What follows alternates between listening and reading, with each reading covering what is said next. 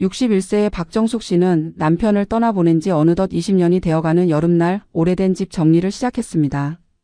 남편 최진우 씨가 갑작스러운 교통사고로 세상을 떠난 후 그녀는 단 한 번도 남편의 방을 제대로 정리하지 못했습니다. 손 대기만 해도 눈물이 나고 물건 하나하나가 남편의 체온을 기억하는 것 같아 차마 치우지 못했던 것입니다. 하지만 이제는 달랐습니다. 아들 최민준이 결혼한 지도 5년이 넘었고 며느리 서연이와의 관계도 나쁘지 않았으니 이제는 정말로 새로운 삶을 살아야 할 때라고 생각했습니다. 그날 오후 정숙 씨는 남편이 서재였던 작은 방에 들어섰습니다.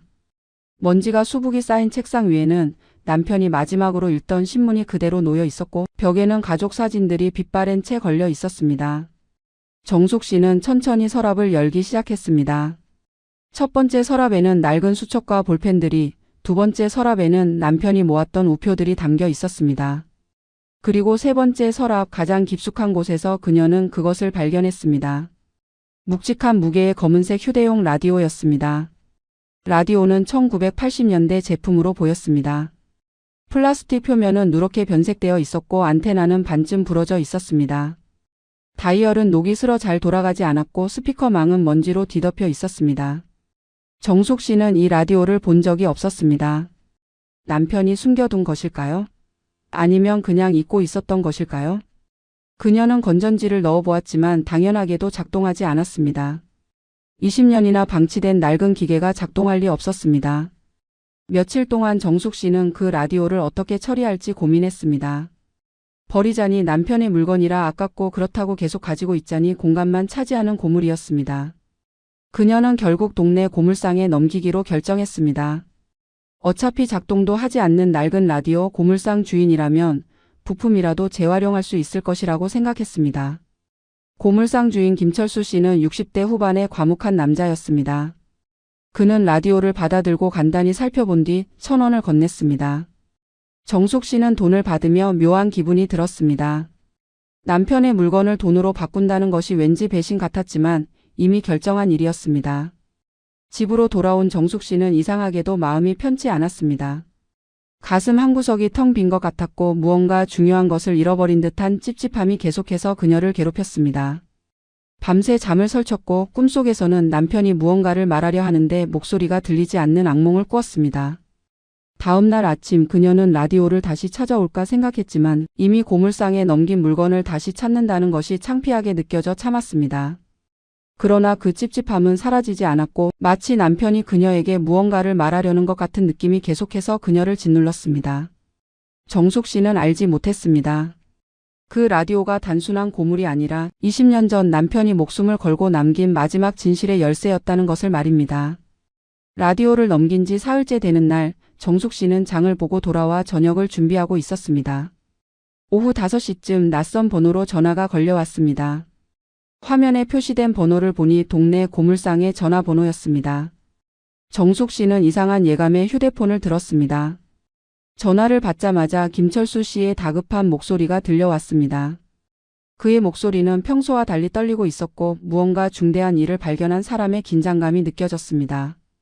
그는 정숙 씨에게 지금 당장 고물상으로 와줄 수 있느냐고 물었습니다.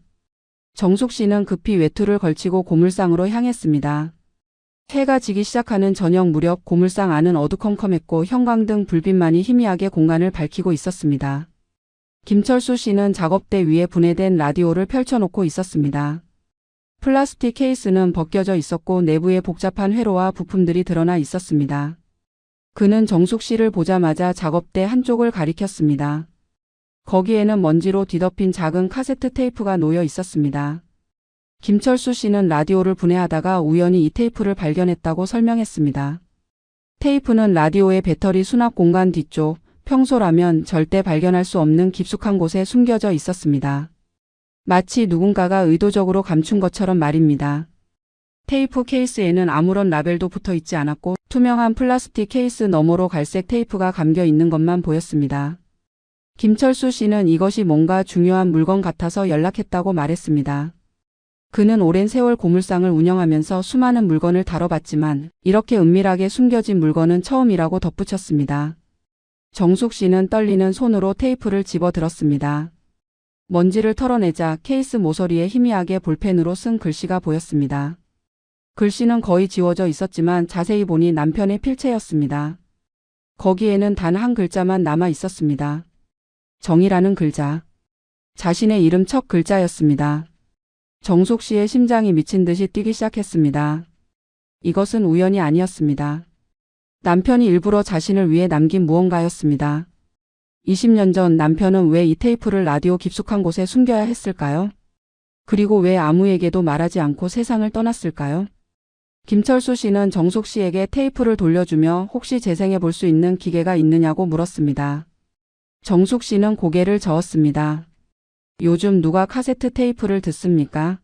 집에 카세트 플레이어 같은 것은 진작에 버린 지 오래였습니다. 김철수 씨는 자신의 고물 창고를 뒤져보겠다며 정숙 씨를 안쪽으로 안내했습니다. 먼지투성이 창고에는 수십 년 된 물건들이 산더미처럼 쌓여 있었습니다. 그는 한참을 뒤지다가 낡은 카세트 플레이어를 하나 찾아냈습니다. 1990년대 제품으로 보이는 은색 금속 케이스의 휴대용 카세트 플레이어였습니다. 건전지를 넣자 다행히 작동했습니다. 정숙 씨는 테이프와 플레이어를 받아들고 고물상을 나섰습니다. 집으로 가는 길 그녀의 손은 계속 떨렸고 가슴은 두려움과 기대로 가득 찼습니다. 20년 만에 다시 듣게 될 남편의 목소리. 그 안에는 어떤 말이 담겨 있을까요? 왜 남편은 이것을 숨겨야 했을까요? 정숙 씨는 알지 못했습니다. 이 테이프가 그녀의 인생을 완전히 뒤바꿀 폭탄이라는 것을, 그리고 그녀가 믿었던 모든 것이 거짓이었다는 진실을 폭로할 것이라는 것을 말입니다. 집으로 돌아온 정숙 씨는 현관문을 잠그고 거실 소파에 앉았습니다. 창밖으로는 어둠이 깔리고 있었고 가로등 불빛만이 희미하게 방 안을 비추고 있었습니다. 그녀는 카세트 플레이어를 무릎 위에 올려놓고 한참 동안 망설였습니다. 손가락이 재생 버튼 위에서 떨렸습니다. 과연 이 테이프를 들어야 할까요? 20년 동안 평화롭게 살아온 삶이 무너질 수도 있다는 두려움이 그녀를 짓눌렀습니다. 하지만 동시에 남편의 목소리를 다시 듣고 싶다는 간절함도 있었습니다. 결국 그녀는 눈을 감고 재생 버튼을 눌렀습니다. 처음 몇 초 동안은 잡음만 들렸습니다. 지지직거리는 소리와 함께 희미한 숨소리가 섞여 나왔습니다. 그리고 갑자기 그 목소리가 들려왔습니다. 20년 만에 듣는 남편 최진호의 목소리였습니다. 목소리는 떨리고 있었고 무언가에 쫓기는 듯한 급박함이 느껴졌습니다. 남편은 숨을 몰아쉬며 말하기 시작했습니다. 정수가 미안하다. 첫 문장이었습니다. 그 세 단어를 듣는 순간 정숙 씨의 눈에서 눈물이 쏟아져 내렸습니다. 20년 만에 듣는 남편의 목소리는 너무나 생생했고 마치 그가 옆에 앉아서 말하는 것 같았습니다. 남편의 목소리는 계속되었습니다. 그는 지금 매우 위험한 상황에 처해 있다고 말했습니다. 누군가가 자신을 추적하고 있으며 만약 이 녹음을 듣고 있다면 자신은 이미 이 세상에 없을 것이라고 했습니다. 정숙 씨는 몸이 얼어붙는 것을 느꼈습니다. 남편은 교통사고로 죽었습니다. 그것은 명백한 사고였습니다. 경찰도 그렇게 결론지었고 보험회사도 문제없이 보험금을 지급했습니다. 하지만 지금 들리는 남편의 목소리는 그것이 단순한 사고가 아니었다는 것을 암시하고 있었습니다. 녹음은 계속되었습니다. 남편은 자신이 우연히 알게 된 어떤 비밀 때문에 목숨이 위태롭다고 말했습니다. 그는 구체적인 내용은 말하지 않았지만 그것이 매우 큰 돈과 관련된 것이며 가까운 사람들이 연루되어 있다고 했습니다. 가까운 사람들이라는 말에 정숙 씨는 온몸에 소름이 돋았습니다. 도대체 누구를 말하는 걸까요? 남편의 목소리는 점점 더 다급해졌습니다. 그는 정숙 씨에게 절대 아무도 믿지 말라고, 특히 가족이라고 해서 무조건 믿어서는 안 된다고 경고했습니다. 가족이라는 말이 반복되자 정숙 씨는 본능적으로 불안을 느꼈습니다. 그러던 중 갑자기 녹음 속에서 문 두드리는 소리가 들렸습니다. 쿵쿵쿵 급박한 소리였습니다. 남편의 목소리가 더욱 떨렸습니다. 그는 시간이 없다고, 더 이상 녹음할 수 없다고 말했습니다. 하지만 마지막으로 한 가지만은 꼭 기억해 달라고 했습니다. 혹시 자신에게 무슨 일이 생기면 집안 어딘가에 숨겨둔 것들을 찾아야 한다고 했습니다. 그것이 정숙 씨와 진실된 가족을 지킬 유일한 방법이라고 했습니다. 그리고 녹음은 갑자기 끊겼습니다. 지지직거리는 잡음만 남았고 그 뒤로는 아무 소리도 들리지 않았습니다. 정숙 씨는 소파에 주저앉아 한참 동안 울었습니다. 20년 동안 그녀는 남편이 단순한 사고로 죽었다고 믿었습니다. 하지만 지금 들은 녹음은 그 모든 믿음을 산산조각 냈습니다. 남편은 살해당한 것일까요? 그렇다면 누가 그를 죽였을까요? 그리고 남편이 말한 가까운 사람들, 믿어서는 안 될 가족이란 도대체 누구를 의미하는 걸까요? 정숙 씨는 떨리는 손으로 테이프를 다시 되감았습니다. 그리고 처음부터 다시 들었습니다. 혹시 놓친 단서가 있을까 싶어서였습니다. 하지만 2번, 3번 들어도 내용은 같았습니다. 남편의 경고 그리고 끊긴 녹음. 정숙 씨는 알지 못했습니다. 이것은 시작에 불과하며 남편이 남긴 진실의 조각은 아직 더 많이 남아 있다는 것을 말입니다. 다음 날 아침 정숙 씨는 밤새 한숨도 자지 못했습니다. 눈 밑에는 다크서클이 짙게 내려앉았고 얼굴은 창백했습니다. 그녀는 테이프를 밤새 10번도 넘게 반복해서 들었습니다. 남편의 목소리를 들을 때마다 새로운 단서를 찾을 수 있지 않을까 하는 희망 때문이었습니다. 그리고 마침내 그녀는 중요한 것을 발견했습니다. 녹음이 끊기기 직전 남편이 급하게 중얼거리는 소리가 있었습니다. 처음에는 잡음으로 들렸지만 볼륨을 최대로 높이고 귀를 가까이 대자 희미하게 들렸습니다. 숫자였습니다. 남편은 숫자를 나열하고 있었습니다. 317 그 다음은 잘 들리지 않았습니다. 정숙 씨는 메모지에 적었습니다. 그리고 다시 재생했습니다. 이번에는 조금 더 들렸습니다. 3178 그 다음에 뭔가 더 있었지만 문 두드리는 소리에 묻혀 들리지 않았습니다. 정숙 씨는 확신했습니다. 이것은 계좌번호였습니다. 남편이 마지막 순간에 자신에게 남긴 계좌번호였습니다. 하지만 숫자가 완전하지 않았습니다. 앞에 4자리만 들렸고 나머지는 알 수 없었습니다. 그래도 이것은 시작이었습니다. 정숙 씨는 남편의 물건을 보관해둔 창고로 갔습니다. 집 지하에 있는 작은 창고에는 남편의 옷, 책, 서류들이 상자에 담겨 있었습니다. 그녀는 20년 만에 그 상자들을 열기 시작했습니다. 먼지가 풀풀 날렸고 곰팡이 냄새가 코를 찔렀습니다. 첫 번째 상자에는 남편의 회사 서류들이 담겨 있었습니다. 남편은 작은 무역회사에서 일했고 주로 중국과 동남아시아 쪽 거래를 담당했습니다. 정숙 씨는 서류를 하나하나 살펴보았지만 특별한 것은 없었습니다. 2번째 상자도 마찬가지였습니다. 3번째 상자를 열었을 때 그녀는 무언가를 발견했습니다. 상자 바닥에 낡은 수첩이 하나 있었습니다. 검은색 가죽 표지의 작은 수첩으로 모서리가 해지고 페이지가 누렇게 변색되어 있었습니다. 정숙 씨는 수첩을 펼쳤습니다. 거기에는 남편의 필체로 뭔가가 빽빽하게 적혀 있었습니다. 날짜, 이름, 금액이 나열되어 있었습니다. 1999년 3월 15일 김모 씨 500만 원. 1999년 6월 23일 이모 씨 800만 원. 이런 식으로 수십 개의 기록이 있었습니다. 그리고 페이지 뒤쪽에는 계좌번호들이 적혀 있었습니다. 정숙 씨의 손이 멈췄습니다. 거기에 테이프에서 들은 숫자로 시작하는 계좌번호가 있었습니다. 3178로 시작하는 계좌번호였습니다. 정숙 씨는 즉시 은행을 찾아갔습니다. 하지만 문제가 있었습니다. 계좌가 남편 명의였고 남편은 이미 20년 전에 사망했습니다. 은행 직원은 사망자의 계좌를 조회하려면 법적 상속인임을 증명해야 하고 여러 서류가 필요하다고 말했습니다. 정숙 씨는 필요한 서류를 준비해 다음 날 다시 은행을 찾았습니다. 가족관계 증명서, 사망진단서, 상속증명서 등 두툼한 서류 뭉치를 제출했습니다. 은행 직원은 서류를 검토한 뒤 컴퓨터로 계좌를 조회했습니다. 그리고 직원의 표정이 굳어졌습니다. 직원은 정숙 씨에게 잠시 기다려달라며 상급자를 불렀습니다. 지점장이 나왔고 정숙 씨를 상담실로 안내했습니다. 지점장은 심각한 표정으로 말했습니다. 해당 계좌에는 상당한 금액이 예치되어 있으며 20년 동안 한 번도 거래가 없었다고 했습니다. 그리고 더 충격적인 사실은 이 계좌가 단순 예금 계좌가 아니라 신탁 계좌라는 것이었습니다. 특정 조건이 충족되어야만 인출할 수 있는 특수한 계좌였습니다. 남편은 왜 이런 계좌를 만들었을까요? 그리고 그 안에 든 돈은 어디서 온 걸까요? 정숙 씨는 남편이 남긴 수첩을 다시 펼쳐보았습니다. 거기 적힌 이름들과 금액들. 이것이 무엇을 의미하는지 이제 조금씩 윤곽이 드러나기 시작했습니다. 테이프를 발견하고 나흘째 되는 날 며느리 서연이가 갑자기 집을 찾아왔습니다. 평소 서연이는 한 달에 한두 번 정도만 시댁을 방문했습니다. 그것도 명절이나 제사 같은 특별한 날에만 마지못해 오는 편이었습니다. 정숙 씨와 며느리의 관계가 나쁜 것은 아니었지만 그렇다고 각별히 친한 사이도 아니었습니다. 시어머니와 며느리가 의례 그렇듯 적당한 거리를 유지하며 예의만 지키는 관계였습니다. 그런데 오늘 서연이는 평소와 달랐습니다. 손에는 비싼 한우 선물 세트를 들고 왔고 얼굴에는 억지스러운 미소를 띠고 있었습니다. 서연이는 정숙 씨에게 건강은 어떠시냐며 안부를 물었습니다.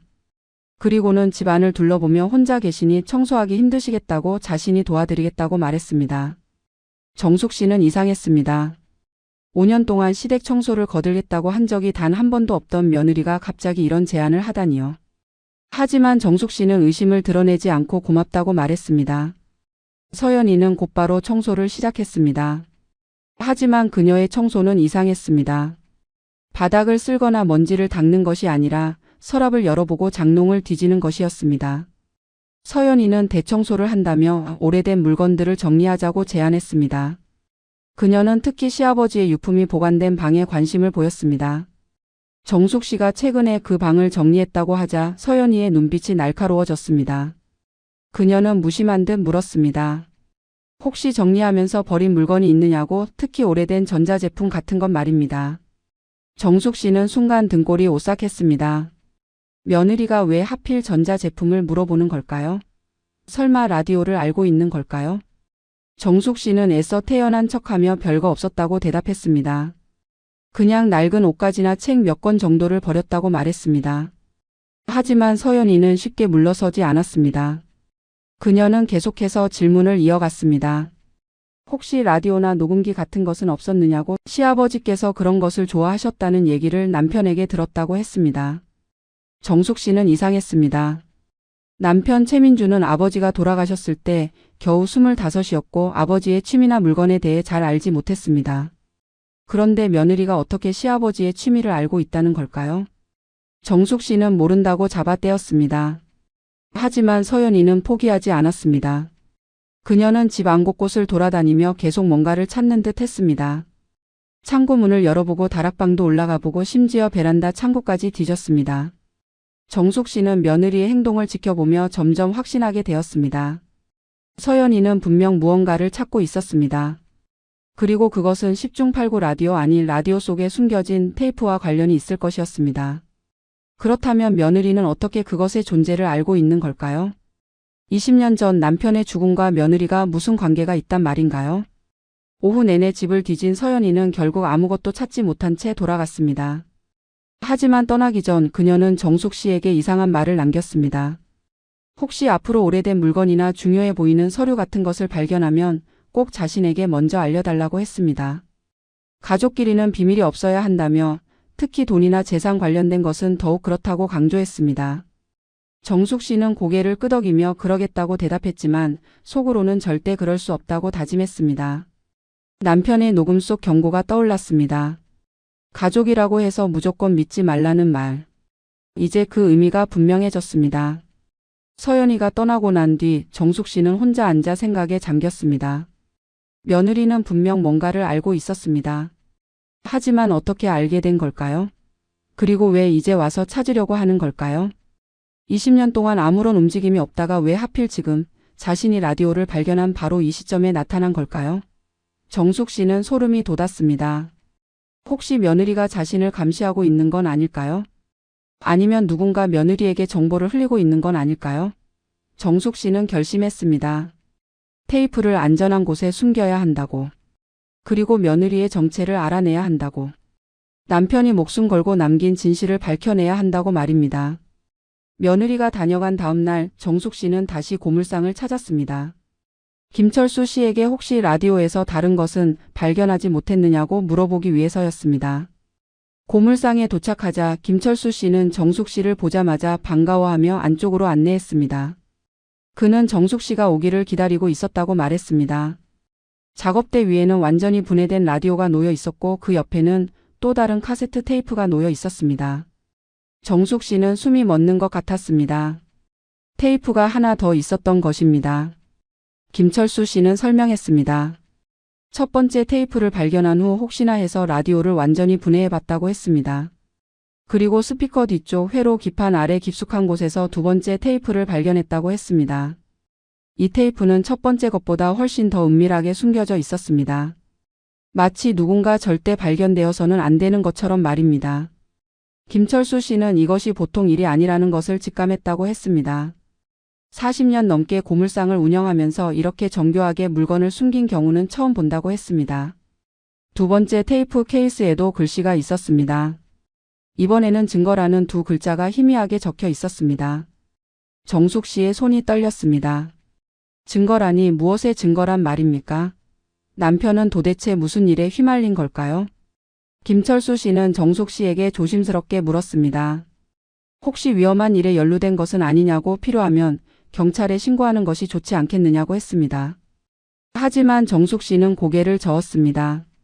아직은 아니라고 먼저 테이프를 들어봐야 한다고 말했습니다. 정숙 씨는 두 번째 테이프를 받아들고 곧장 집으로 돌아왔습니다. 하지만 이번에는 집에서 듣지 않았습니다. 혹시 며느리가 집을 감시하고 있을지도 모른다는 불안감 때문이었습니다. 그녀는 동네 도서관으로 갔습니다. 도서관 3층 구석진 열람실 아무도 없는 조용한 공간에서 그녀는 카세트 플레이어를 꺼냈습니다. 심호흡을 한 뒤 재생 버튼을 눌렀습니다. 처음에는 역시 잡음만 들렸습니다. 하지만 곧 남편의 목소리가 들려오기 시작했습니다. 이번 녹음은 첫 번째 것과 달랐습니다. 남편은 훨씬 더 침착했고 마치 유언을 남기듯 또박또박 말하고 있었습니다. 그는 이 녹음이 자신의 보험이라고 말했습니다. 만약 자신에게 무슨 일이 생기면 이 녹음이 진실을 밝힐 유일한 증거가 될 것이라고 했습니다. 그리고 남편은 구체적인 이야기를 시작했습니다. 1999년 여름 남편은 회사 일로 중국 출장을 갔다가 우연히 이상한 거래 현장을 목격했다고 했습니다. 한국인 남자 2명이 중국 업체와 거액의 불법 거래를 하는 것을 봤다고 했습니다. 그 거래는 회사 돈을 빼돌려 개인 계좌로 빼내는 것이었습니다. 남편은 처음에는 모른 척하려 했다고 합니다. 하지만 그 두 남자 중 한 명이 자신을 알아봤고 결국 입막음을 위해 협박을 받게 되었다고 했습니다. 남편은 두려웠지만 동시에 증거를 모으기 시작했다고 했습니다. 거래 내역, 계좌번호, 녹취록 등을 몰래 수집했습니다. 그것이 자신을 지킬 유일한 방법이라고 생각했기 때문입니다. 하지만 상황은 악화되었고 결국 남편은 목숨의 위협을 느끼게 되었습니다. 그래서 이렇게 증거를 숨기고 녹음을 남기게 된 것이었습니다. 정숙 씨는 테이프를 들으며 온몸이 얼어붙는 것을 느꼈습니다. 남편의 죽음은 정말로 사고가 아니었던 것입니다. 두 번째 테이프는 계속되었습니다. 남편의 독백이 끝나고 갑자기 녹음 톤이 바뀌었습니다. 어디선가 대화 소리가 들려오기 시작했습니다. 잡음이 심했고 거리가 멀어서 분명하지는 않았지만 두 남자가 대화하는 소리였습니다. 한 명은 분명 남편 최진우였습니다. 하지만 다른 한 명의 목소리는 낯설었습니다. 그런데 어디선가 들어본 것 같기도 했습니다. 정숙 씨는 귀를 바짝 가져다 댔습니다. 대화 내용은 충격적이었습니다. 두 사람은 격하게 다투고 있었습니다. 낯선 남자는 남편에게 소리를 질렀습니다. 왜 자꾸 일을 꼬이게 만드느냐고. 그냥 모른 척하고 넘어가면 모두에게 좋은데. 왜 계속 파고드느냐고 따졌습니다. 남편은 대답했습니다. 이건 범죄라고. 회사 돈을 빼돌리는 것은 명백한 횡령이라고. 자신은 이것을 묵인할 수 없다고 말했습니다. 그러자 낯선 남자는 비웃었습니다. 정의? 양심? 그런 것으로 세상을 살 수 있냐고. 돈이 없으면 아무것도 할 수 없다고 소리쳤습니다. 대화는 점점 더 격해졌습니다. 낯선 남자는 남편을 협박하기 시작했습니다. 만약 이 일을 밖에 알리면 남편도 공범으로 엮이게 만들겠다고 했습니다. 자신들에게는 남편을 범죄자로 만들 증거가 충분하다고 했습니다. 남편은 당황했지만 단호하게 말했습니다. 자신은 아무 잘못도 하지 않았고 진실은 결국 밝혀진다고 했습니다. 그러자 낯선 남자의 목소리가 차갑게 변했습니다. 그는 낮게 말했습니다. 이걸 들키면 다 끝이야. 너도 나도 그리고 내 가족도. 협박이었습니다. 명백한 협박이었습니다. 정숙 씨는 녹음을 멈추고 심호흡을 했습니다. 머릿속이 복잡했습니다. 이 낯선 남자는 도대체 누구일까요? 그리고 왜 이렇게 필사적으로 남편의 입을 막으려 했을까요? 정숙 씨는 녹음을 계속 들었습니다. 대화는 더 이어졌습니다. 남편은 낯선 남자에게 물었습니다. 도대체 왜 이러느냐고. 우리가 친구 아니었느냐고 말했습니다. 친구? 정숙 씨는 귀를 의심했습니다. 이 남자가 남편의 친구란 말입니까?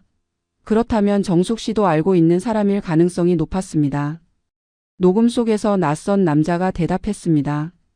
친구이기 때문에 마지막 기회를 주는 거라고. 입을 다물면 너도 돈을 나눠주겠다고 회유했습니다. 하지만 남편은 거절했습니다. 그러자 낯선 남자는 마지막 경고를 했습니다.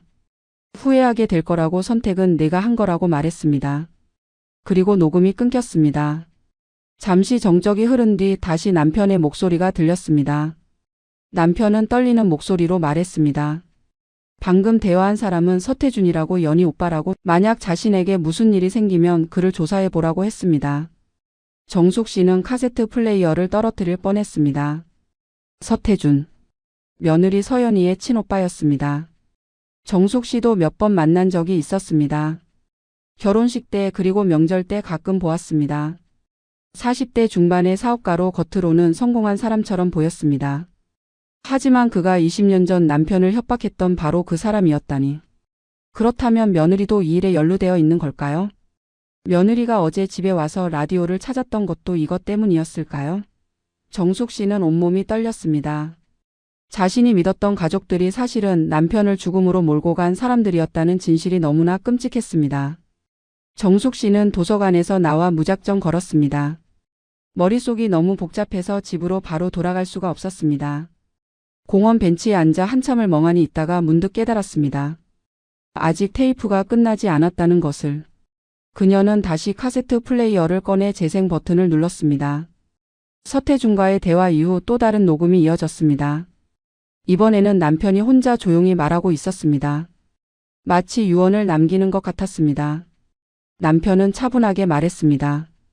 정수가 이 녹음을 듣고 있다면 내가 이미 세상에 없다는 뜻일 거라고 했습니다. 미안하다고. 제대로 지켜주지 못해서 미안하다고 했습니다. 하지만 한 가지만은 꼭 알아달라고 했습니다. 자신이 모은 돈은 절대 부정한 돈이 아니라고. 오히려 피해자들을 위해 모은 돈이라고 했습니다. 남편은 서태준과 그의 일당이 회사 돈을 빼돌릴 때 그 피해를 입은 하청업체 사람들을 몰래 도와줬다고 했습니다. 자신의 월급과 보너스를 모아서 억울하게 대금을 받지 못한 사람들에게 조금씩 나눠줬다고 했습니다. 그것이 바로 수첩에 적힌 이름들과 금액이었습니다. 김모 씨, 이모 씨, 그들은 모두 서태준의 불법 거래로 피해를 입은 사람들이었습니다. 남편은 그들에게 자신의 돈으로 피해액의 일부를 변제해줬고 그 기록을 수첩에 남겼습니다. 그리고 나중에 서태준 일당을 고발하면 이 돈을 증거로 사용하려고 했습니다. 하지만 상황이 악화되면서 남편은 증거를 숨기고 신탁 계좌를 만들어 돈을 보관했습니다. 언젠가 진실이 밝혀지는 날 그 돈으로 피해자들을 제대로 보상하려고 했던 것입니다.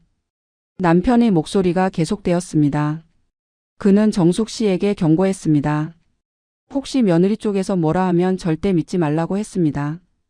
연희는 겉으로는 착한 척하지만 오빠 서태준과 한패라고 했습니다. 연희가 우리 아들 민준에게 접근한 것도 우연이 아니라고. 처음부터 계획된 것이라고 말했습니다. 서태준은 남편을 감시하고 통제하기 위해 자신의 여동생을 아들에게 접근시켰고 결국 결혼까지 성사시켰습니다. 정숙 씨는 충격에 입을 막았습니다. 며느리와 아들의 결혼이 사랑이 아니라 음모였다니 도저히 믿을 수 없었습니다. 남편은 마지막으로 당부했습니다. 이 테이프와 수첩 그리고 계좌를 잘 보관하라고. 언젠가 진실을 밝힐 날이 올 것이라고 했습니다.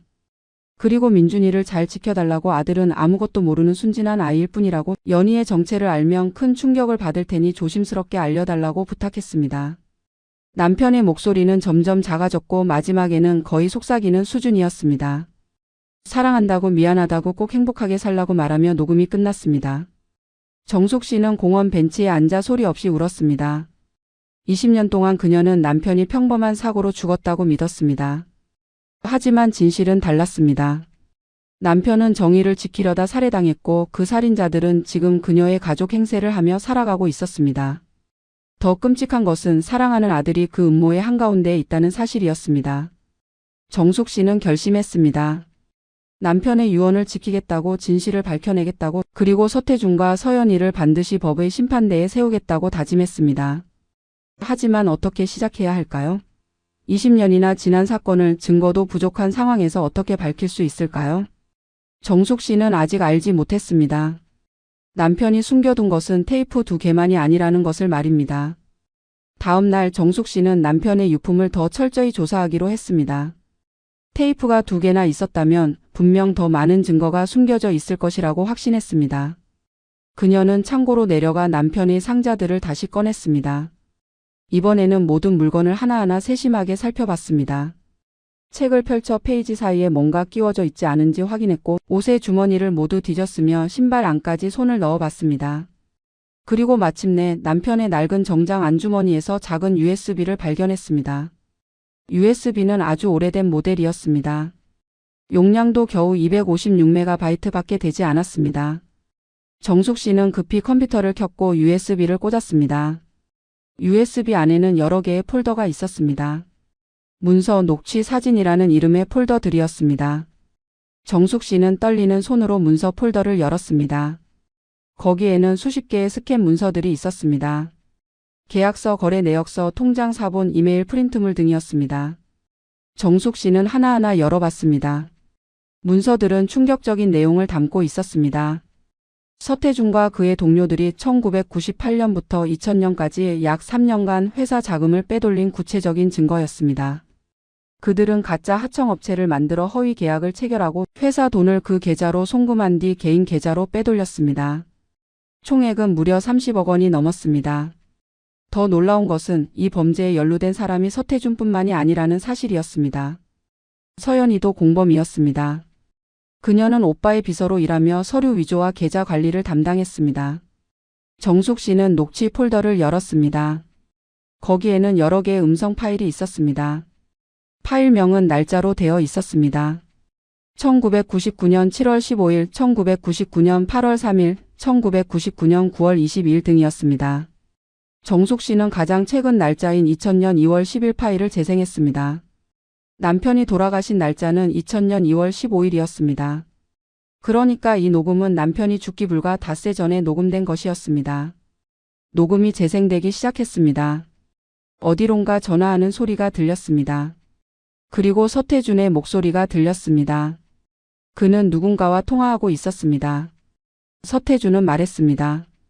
최진호 문제를 이번 주 안에 해결해야 한다고 그 사람이 증거를 모으고 있다는 정보를 입수했다고 했습니다.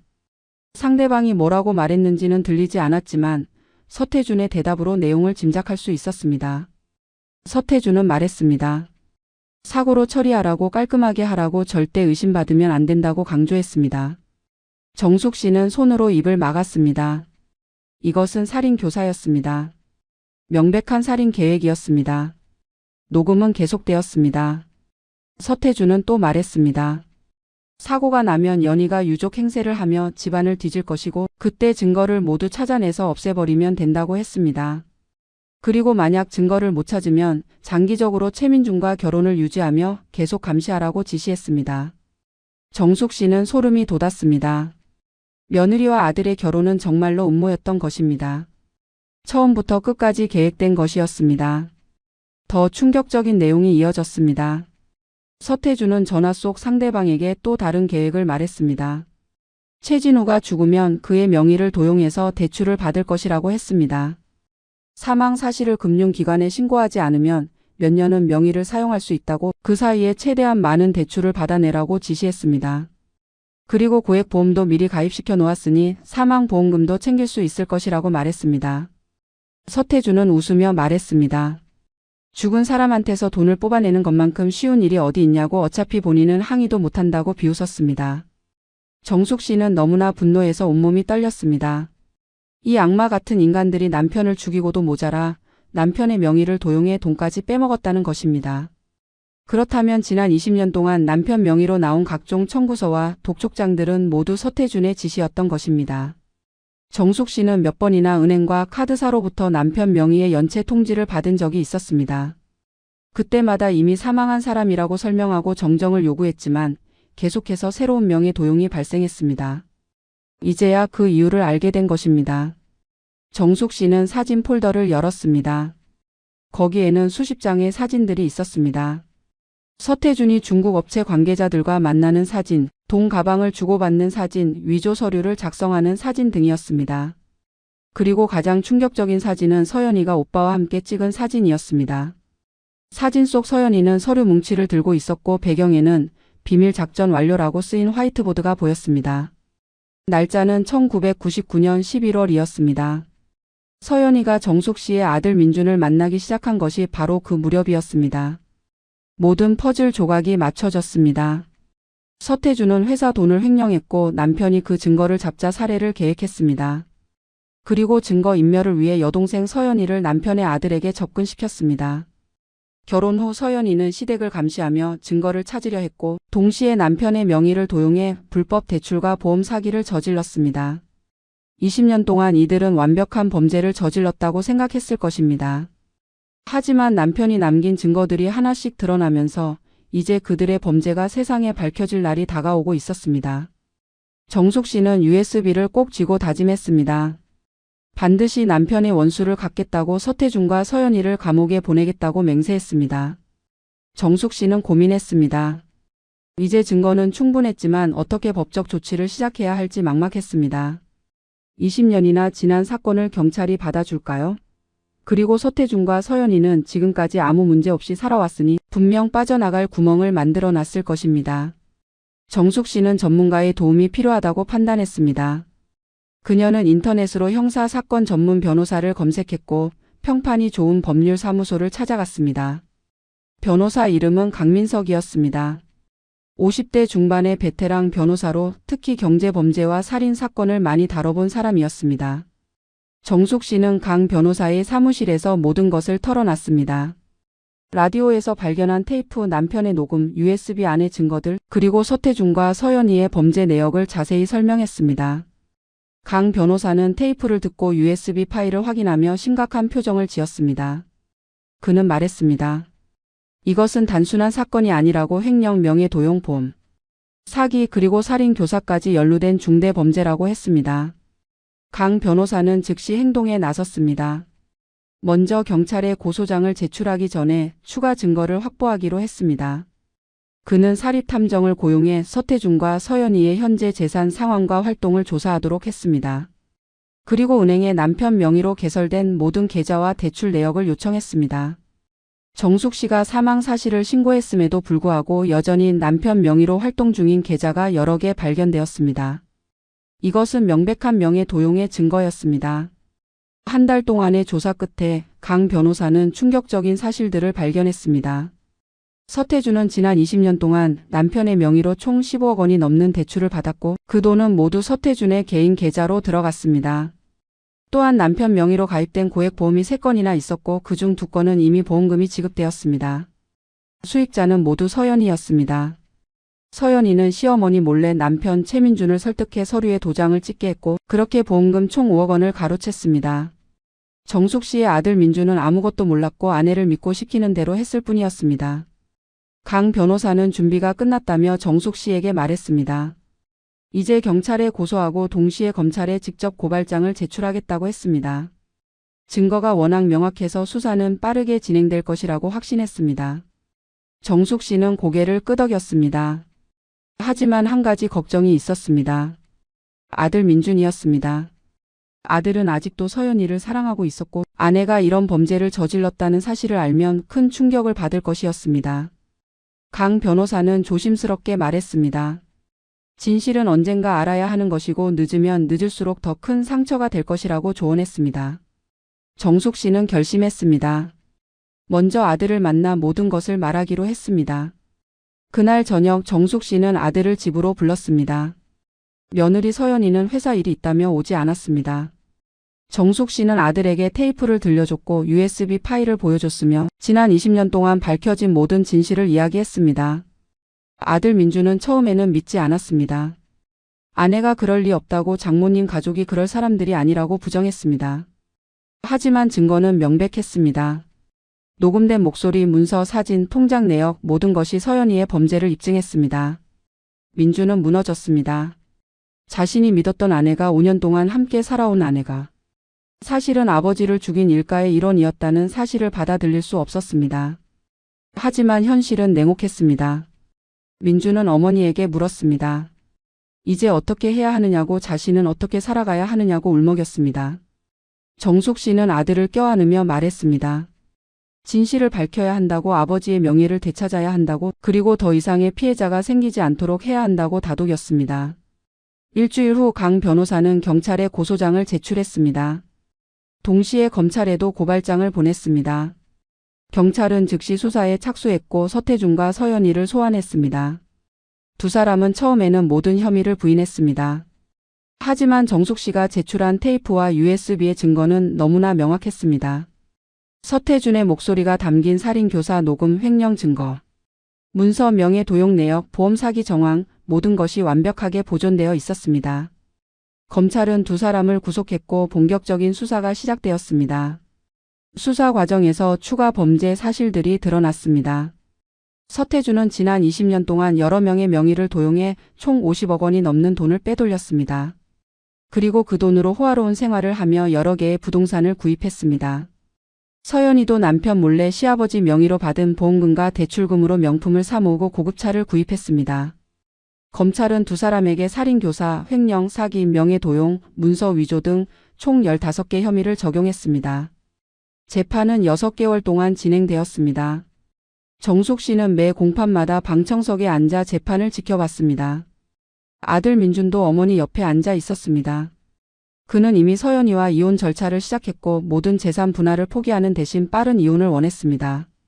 재판 과정에서 서태준과 서연이는 끝까지 범행을 부인했지만 증거는 너무나 명확했습니다. 특히 서태준의 목소리가 담긴 녹음은 결정적이었습니다. 음성 분석 결과도 서태준 본인의 목소리가 맞다고 나왔습니다. 마침내 선고 공판이 열렸습니다. 판사는 두 피고인에게 엄중한 형을 선고했습니다. 서태준은 살인교사, 횡령, 사기 등의 혐의로 징역 25년을 선고받았습니다. 서연이는 공범으로 징역 15년을 선고받았습니다. 또한 두 사람에게는 연대하여 피해 금액 전액과 위자료를 배상하라는 판결이 내려졌습니다. 법정을 나서는 정숙 씨의 눈에는 눈물이 흘렀습니다. 하지만 이번에는 슬픔의 눈물이 아니었습니다. 20년 만에 남편의 억울함을 풀어준 안도의 눈물이었습니다. 정숙 씨는 남편이 숨겨둔 신탁 계좌의 돈을 찾았습니다. 그 돈으로 남편의 수첩에 적힌 피해자들을 찾아가 제대로 보상했습니다. 20년 전 남편이 도와줬던 사람들은 대부분 여전히 어렵게 살고 있었고 정숙 씨의 보상금에 눈물을 흘렸습니다. 남은 돈은 부정부패를 고발하는 시민단체에 기부했습니다. 남편이 원했던 일이라고 생각했습니다. 정숙 씨는 남편의 묘소를 찾아가 모든 일을 보고했습니다. 당신이 남긴 목소리 덕분에 진실을 밝혔다고 이제 편히 쉬라고 말했습니다. 아들 민주는 큰 상처를 받았지만 천천히 회복해가고 있었습니다. 그는 어머니 옆에서 살기로 결심했고 아버지에 대해 더 많이 알아가고 있었습니다. 아버지가 얼마나 정의로운 사람이었는지, 얼마나 용감한 사람이었는지 깨닫게 되었습니다. 그리고 자신도 아버지처럼 올바르게 살겠다고 다짐했습니다. 정숙 씨는 이제 평화를 찾았습니다. 20년 동안 품고 있던 의문과 아픔이 해소되었고 남편의 명예가 회복되었습니다. 고물상에 넘긴 낡은 라디오에서 발견된 테이프, 그것이 모든 것을 바꿔놓았습니다. 남편의 목소리가 남긴 마지막 길을 따라 정숙 씨는 마침내 진실에 도달했습니다. 그리고 이제 새로운 삶을 시작할 준비가 되었습니다.